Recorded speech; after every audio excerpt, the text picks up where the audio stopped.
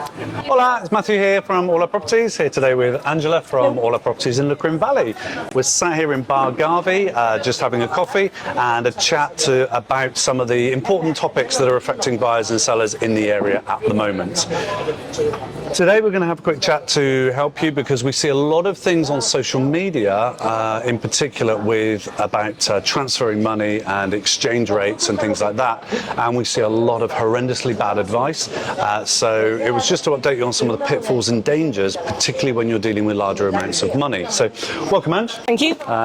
So I know you've had an incident only in the last week where someone has been caught out with this. So tell us in a bit more detail about that. So yes, it happened just week. They've been caught out twice with regards to this within the same buying process. So we had an English client that wanted to buy a house here in the Loughran Valley.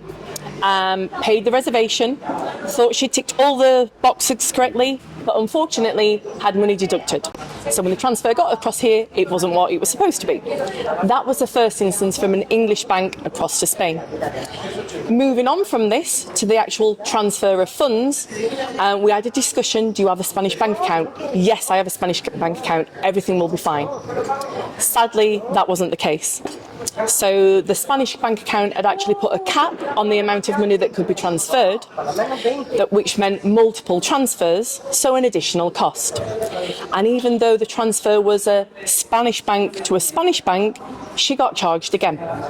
So not only did she get charged from the English to the Spanish bank account, she got done twice from into Spain bank accounts.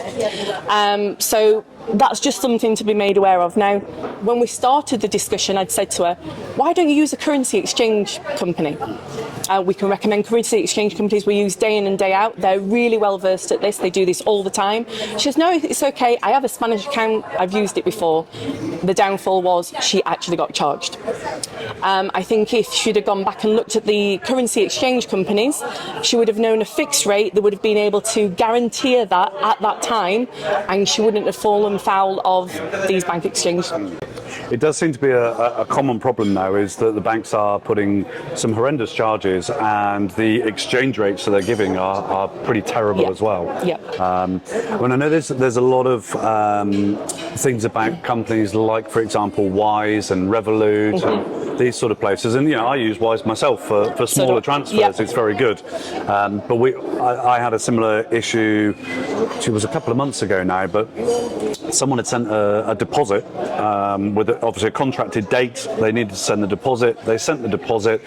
Because it was over 10,000 euros, it triggered Wise's money laundering issues, and there was a delay in the money arriving. Subsequently, the buyer's money didn't arrive in time, and they lost their deposit, which was in excess of 10,000 euros. Wow. The seller rightly said, the money wasn't there in time. They've breached the contract. They actually went ahead with the purchase, but they had to pay extra because they'd already breached one contract. So it's certainly one of those things that for smaller amounts, I would highly recommend those sorts of companies. For larger amounts, absolutely use a professional transfer company. They're not any more expensive, and the risks are significantly less. It's just not worth it with bigger amounts. No, and indeed, those companies like the likes of Wise and Revolut, there's not always someone on the end of the phone if something goes wrong. That's the problem. It's all email, and you're waiting on an app.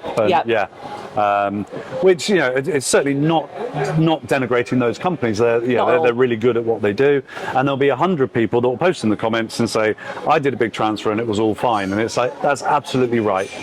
Most of the time they are, but for when it does go wrong, it is horrendous for the client, and they can lose a large amount of money. Definitely. Great. Well, thank you very much, Ange. Really appreciate that. Hope that's helped you guys at home. If you have any questions at all, don't hesitate to get in touch.